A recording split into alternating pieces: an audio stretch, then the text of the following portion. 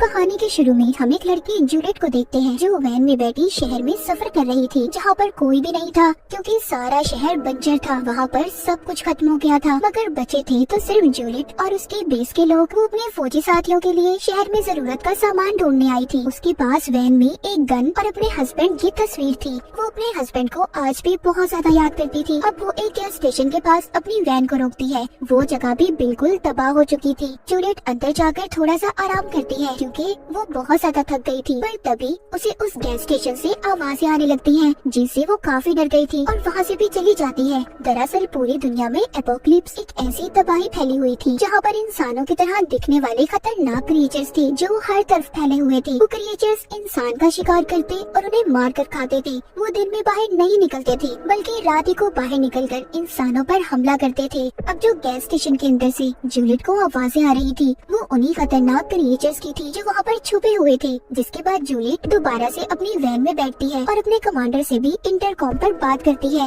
वो भी जूलियट को क्रिएचर्स के बारे में बताते हैं और ये भी कहते हैं कि वो अपना काम ध्यान से करे। यहाँ पर जूलियट के इंटरकॉम की बैटरी खत्म होने वाली होती है, साथ ही रात भी होने वाली थी, इसीलिए वो अपनी वैन को एक छोटे रास्ते से ले जाने लगती है। थोड़ा आगे जाने पर उसे एक और वैन दिखाई देती है जहाँ पर एक आदमी जख्मी हालत में था। वो जाकर जब उसे देखती है तो वो जूलियट को बताता है कि कल रात मेरे ऊपर एक क्रिएचर ने हमला किया, उसी ने मेरा ऐसा हाल कर दिया है। मैंने उसे अपनी वैन में बंद किया हुआ है। पर वो आदमी बहुत ज्यादा दर्द में था, इसलिए वो जूलियट को खुद को मारने का कहता है क्योंकि उस आदमी से दर्द बर्दाश्त नहीं हो रहा था। इसके बाद वो उस जख्मी आदमी की वैन में जाकर उस क्रिएचर को मार देती है और जरूरत का सामान लेकर बाहर आ जाती है। बाहर वो आदमी भी मर गया था। अब बस रात भी होने वाली थी, इसलिए जूलियट जल्दी से अपनी वैन में बैठकर अपनी बेस की तरफ जाने लगती है। जब वो जा रही थी तो रास्ते में वो अपने हस्बैंड जैक की तस्वीर को देखते हुए उसका ध्यान भटक जाता है और उसकी वैन का एक्सीडेंट हो जाता है। तो साथ ही यहाँ से कहानी जाती है पास्ट में, जब सब कुछ ठीक था, जब दुनिया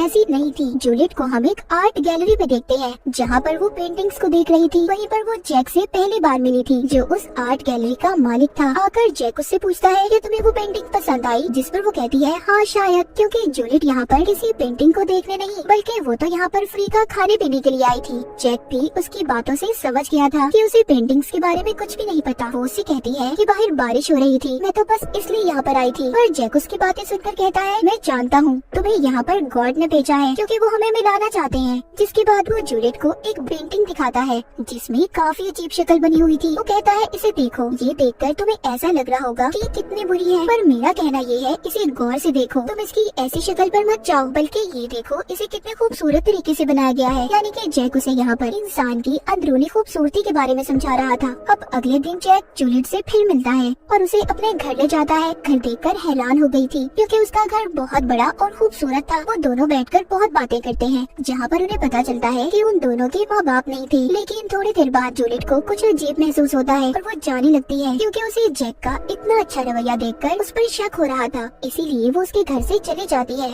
जिसके बाद कुछ दिन बाद का सीन दिखाया जाता है। जैक जूलियट को एक बार में देखता है, उसके साथ एक बुरा आदमी था। जैक को ये देखकर बिल्कुल भी अच्छा नहीं लगता। उसे ये जानकर तो और भी ज्यादा बुरा लगता है कि जूलियट ऐसे बुरे लोगों के साथ वह सिर्फ पैसे लेने के लिए गुजारती है, इसीलिए वो अब उसका पीछा करता है। वो उसके घर तक आ गया था और वो देखता है कि कुछ गुंडे जूलियट को तंग कर रहे थे क्योंकि उसने उनके घर का किराया नहीं दिया था। तो ये सब देखकर जैक उसकी मदद करता है, घर के मालिक को किराया देता है और जूलियट से कहता है कि मैं तुम्हारी मदद कर सकता हूँ अगर तुम चाहो तो। पर वो उसकी कोई बात नहीं सुनती और उल्टा गुस्से में उसे अपने घर से जाने का कहती है। काफी दिन ऐसे ही गुजर जाते हैं। एक दिन जूलियट खुद ही जैक के घर आती है। उसकी हालत बहुत खराब थी, वो बहुत जख्मी थी। ये हालत उसकी उन्हीं गुंडों ने की थी जिनसे पहले जैक ने इसे बचाया था। जैक जब उसकी ऐसी हालत देखता है तो काफी परेशान हो जाता है। फिर वो उसके जख्मों को साफ करता है और उसका काफी ख्याल भी रखता है। जूलियट ये बात नहीं जानती थी कि जैक उससे कितना प्यार करता है, इसीलिए तो वो उसका इतना ख्याल रख रहा था। यहाँ पर हमें जूलियट के बारे में एक और बात पता चलती है कि वो नशा भी किया करती थी। अब जब वो बिल्कुल ठीक हो जाती है तो दोबारा नशा करने के लिए बाहर जा रही थी। जैक उसको रोकता है कि ऐसा मत करो, जिस पर उसे बहुत गुस्सा आता है और घर की चीजों को भी फेंकने लगती है। तभी जैक उसको गले लगाकर शांत करता है। वो उसकी नशे की हालत को छुड़वाना चाहता था।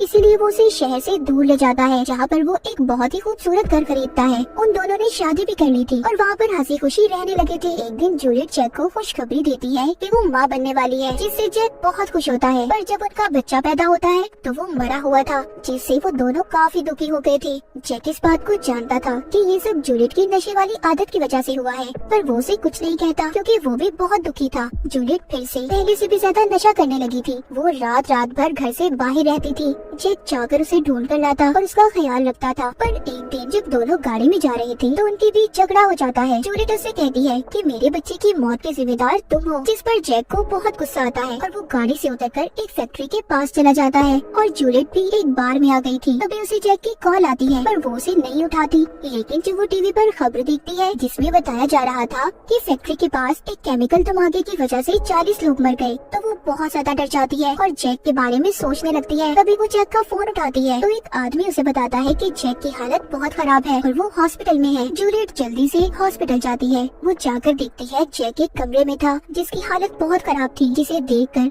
अब जूलियट को पछतावा हो रहा था कि अगर उनके बीच झगड़ा न होता तो जैक की ऐसी हालत न होती। खैर जब भी जैक के पास जाती है तो वो बोल तो नहीं सकता था, इसीलिए वो एक बोर्ड पर उसे आई लव यू लिख कर देता है, जिसे देख जूलियट को बहुत रोना आता है क्योंकि अब उसे जैक के प्यार का एहसास हो गया था। वो उसे खोना नहीं चाहती थी। जूलियट को पूरा यकीन था कि वो ठीक हो जाएगा, उसे कुछ नहीं होगा। अगले दिन जब वो हॉस्पिटल आती है तो वहाँ पर जैक नहीं था। उसके पूछने पर हॉस्पिटल वाले बताते हैं कि वो मर गया है और उन्होंने उसकी लाश को जला दिया क्योंकि वो पूरी तरह से इन्फेक्टेड हो गया था। ये सुनकर तो जूलियट अब टूट चुकी थी। वो उसके मरने के बाद जैक की बहुत सी यादों को याद करती है। जैक के जाने के बाद जूलियट अब फिर से बिल्कुल अकेली हो चुकी थी। जिसके बाद हम कहानी को दोबारा से प्रेजेंट में देखते हैं, जहाँ पर जूलियट की वैन का एक्सीडेंट हुआ था। अब आहिस्ता आहिस्ता उसे होश आता है। उसकी टांग वैन में फंसी हुई थी। वो हिलने की कोशिश करती है मगर हिल नहीं पाती। तभी वो अपनी गन को देखती है जो वैन से थोड़ा दूर पड़ी थी। वो एक तार के जरिए उसे अपनी तरफ खींचने की कोशिश करती है पर नहीं खींच पाती। अब वो अपनी टांग को जैसे तैसे कर बाहर निकालती है। उसकी टांग की हड्डी टूट चुकी थी जो अब बाहर निकल रही थी। वो उस पर शराब को डालकर हाथ से उसे अंदर करती है, जिससे उसे बहुत दर्द हो रहा था। पर उसने अपनी टांग पर अब पट्टी बांध ली थी। वो अपनी वैन में मौजूद रेडियो से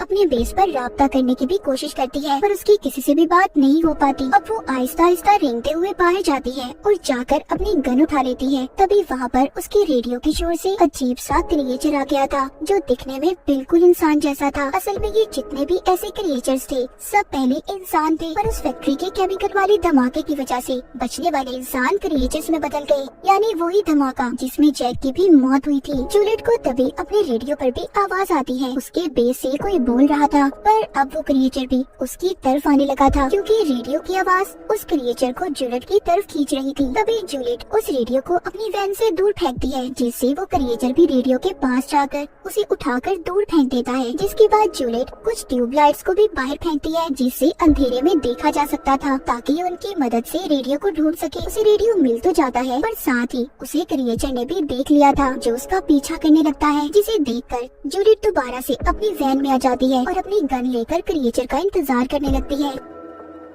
वो पीछे से आकर जूलियट को पकड़ लेता है मगर वो वैन की एक्सीलेटर को दबा देती है, जिससे वो डर गया था और थोड़ा पीछे हो जाता है मगर वो दोबारा से उस पर हमला कर देता है। जूलियट इस बार उस पर अपनी गन से गोली चलाकर उसे दूर करती है। अब उसकी रेडियो पर भी बात हो गई थी। उसकी बेस के लोग कहते हैं कि तुम अपनी वैन में लगी ट्रैकिंग डिवाइस को ऑन कर दो जिससे हम तुम्हें ढूंढ लेंगे। वो ऐसा ही करती है। जहाँ पर वो एक तरफ क्रिएचर से बचने की कोशिश कर रही थी तो वहीं पर वो क्रिएचर उसकी वैन के सामने वाले शीशे को तोड़ने में कामयाब हो जाता है और उसकी तरफ बढ़ने लगता है। पर जूलियट जल्दी से हेडलाइट को चला देती है जिससे वो भाग गया था क्योंकि ये क्रिएचर्स ज्यादा रोशनी को बर्दाश्त नहीं कर सकते थे। बाद में वो फिर से रेडियो पर अपने बेस पर बात करती है जिस पर वो उससे कहती है कि हम लोग खतरे में फंसे हुए हैं, तुम भी अगर सुबह तक जिंदा रही तो हम तुम्हें बचा लेंगे। ये सुनकर तो जूलियट और ज्यादा डर गई थी। तभी उसे वहाँ पर एक और गाड़ी की आवाज आती है। वो उस गाड़ी को देखकर उन्हें आवाज लगाने लगती है। दरअसल वो चोर और गुंडे थे जो लोगों को मारकर उनके सामान को चुराकर भाग जाते थे। उस गाड़ी में से एक आदमी जब जूलियट की आवाज सुनता है तो उल्टा वो उसे बचाने के बजाय उसे मारने आया था, पर वहाँ मौजूद क्रिएचर उस आदमी को खींचकर मार देता है और खा जाता है, जिससे जूलियट की जान बच गई थी। उस आदमी के बाकी साथी क्रिएचर से डरकर भाग गए थे मगर अब बेचारी जूलियट सब चीजों से बहुत ज्यादा डर गई थी और खुद ही अपनी जान लेने का सोचती है क्योंकि वो क्रिएचर के हाथों नहीं मरना चाहती थी। अब खैर वो हिम्मत करती है और वैन से बाहर आ जाती है। उसके पास पेट्रोल की कैन और फ्लेयर स्टिक्स थी। वो वैन से कुछ दूर दूरी पर पेट्रोल कैन को रखकर फ्लेयर स्टिक्स में आग लगाती है। रोशनी देखकर क्रिएचर उसकी तरफ आने लगा था, तो उसके पास आते ही वो पेट्रोल कैन को शूट कर देती है, जिससे वहाँ पर बहुत बड़ा धमाका होता है। पर वो क्रिएचर अब भी उस धमाके से नहीं मरता। वो जूलियट को खींचकर उसे दूर फेंकता है, लेकिन इस बार जूलियट ने उस क्रिएचर को गोली मार दी थी, जिससे वो वहीं पर गिर जाता है और जूलियट भी वहीं पर लेट गई थी, क्योंकि वो जख्मी होने के साथ साथ बहुत ज्यादा थक भी गई थी। जब सुबह होती है तो वहाँ पर क्रिएचर को होश आ गया था। वो आहिस्ता आहिस्ता दोबारा जूलियट की तरफ बढ़ रहा था। वो उसे दोबारा से मारने के लिए गन उठाती है, पर इस बार उसकी गन में भी गोलियां खत्म हो गई थी। वो क्रिएचर उसके पास आकर उसे बिल्कुल वैसे ही हाथ लगाता है जैसे जैक उसे छुआ करता था। यहाँ पर हमें और जूलियट को ये बात पता चलती है कि जैक मरा नहीं था, बल्कि वो जिंदा था और क्रिएचर में बदल गया था। पूरा वक्त वो जूलियट के साथ था, जैसे वो उसकी हिफाजत कर रहा था। तभी जूलियट को जैक की वही पेंटिंग वाली बात याद आती है, जिसमें काफी अजीब शक्ल बनी हुई थी। इंसान की अंदरूनी खूबसूरती के बारे में समझा रहा था, जिसका मतलब उसे अब समझ आया था। साथ ही अब वो ये भी मान गई थी कि उन दोनों को किस्मत नहीं मिलाया था। वो अब जैक को बताती है कि वो भी उससे बहुत प्यार करती है। वो दोनों काफी दुखी हो गए थे, जिसके बाद आखिर में जूलियट खुद को और जैक को गोली मारकर मार देती है। उसने ऐसा शायद इसलिए किया क्योंकि जैक की ऐसी हालत का जिम्मेदार वो खुद को मानती थी, और जैक को उसने इस वजह से मारा। वो उसे ऐसी हालत में देखकर बहुत दुखी थी। वो नहीं चाहती थी कि जैक और किसी को भी नुकसान पहुंचाए। तो हमेशा अपने उन प्यारों का ख्याल रखें जो आपसे प्यार करते हैं। ये सर्वाइवल कहानी यहीं पर खत्म हो जाती है।